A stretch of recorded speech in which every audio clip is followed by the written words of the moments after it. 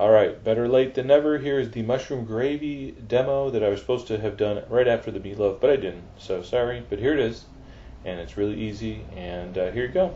So I got my 4.5 quart sauce pot on the stove on medium heat. That's a half a stick of butter. And I just want you to leave that on until the butter disappears and it starts to foam. And you'll see that in a second. So see, the butter is melted, the foam is bubbling. And in we're going to add about a pound of any kind of sliced mushroom. Now I'm going to use mostly white button mushroom, but I did have some shiitake, so I sliced those up. Remember, shiitake, you don't use the stems, so take those off. And by the way, don't waste money with those brown cremini mushrooms if you're making a sauce like this. Those are the exact same mushroom as the white button. The only difference between a white mushroom and a brown mushroom is the white mushroom is grown in the dark and the brown cremini mushroom is grown in light, and they charge you more because the brown ones look like they're, I don't know, better, but they taste the same. Alright, so I added a big pinch of salt to that, and what's going to happen here, that salt's going to draw out a lot of water. If you read the blog today, which you have to every day, well actually I guess I just added the salt there. So anyway, usually this is done in 2 pans. The chefs saute the mushrooms and they sear them so that they caramelize quickly. Then they add them to the pot here and make the sauce. I'm going to use 1 pot. Why wash two pans when you don't have to? But to use 1 pot method, you're going to get a lot of liquid that comes out of those mushrooms. So you got to be patient. So I'm going to let that simmer on medium, and that took about 20 minutes. But eventually, all that liquid will evaporate.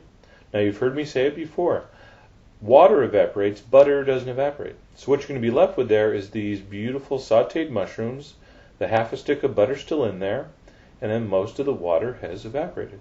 And again, I'm going on like medium heat there pretty much all the way through. Now once pretty much all the liquid's gone, then it's up to you to saute these as brown as you want. Brown is good, black is not good. Okay? So saute them, and I got a nice pretty good dark brown color on them. Now we're ready to make our roux, R-O-U-X, and that is 3 rounded tablespoons of flour. I'm going to stir it into those buttery mushrooms, and I'm going to saute that for about 5 minutes. Now we're going to simmer this sauce for 30 minutes later, so the flour should cook out no problem, but I do want to give it about a 5-minute head start, and again, be careful, because after 5 minutes, that flour may start to burn onto the bottom. Again, browned roux on the bottom, not a big problem. If it gets black, you're done. You've got to throw it away and start over. All right, so that was perfect. I'm going to add a quart of beef stock or beef broth. And you know my method. I like to add about a cup first and just get that going. This prevents any kind of lumps from happening. Cold stock, hot roux. So put in a cup, swirl it around. Once that's mixed, add the rest of your stock.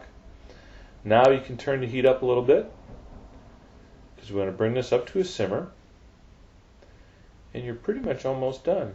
I mean, we're going to flavor it a little bit here. Now, I did add a big pinch of salt when I sauteed the mushrooms. I don't want you to add any more salt here, okay?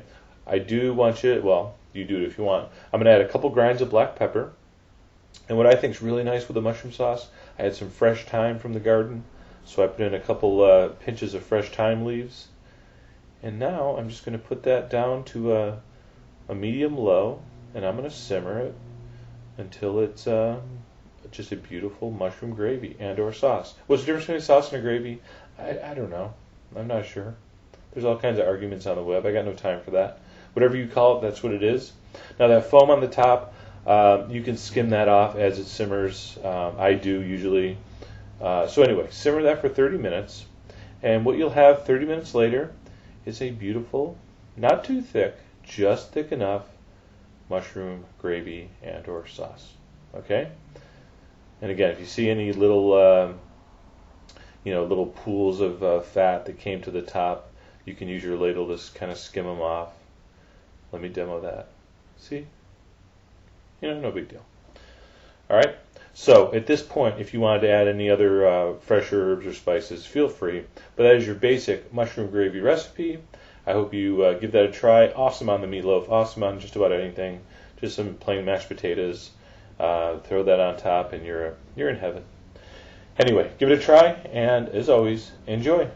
Check this website for the ingredients. foodwishes.com.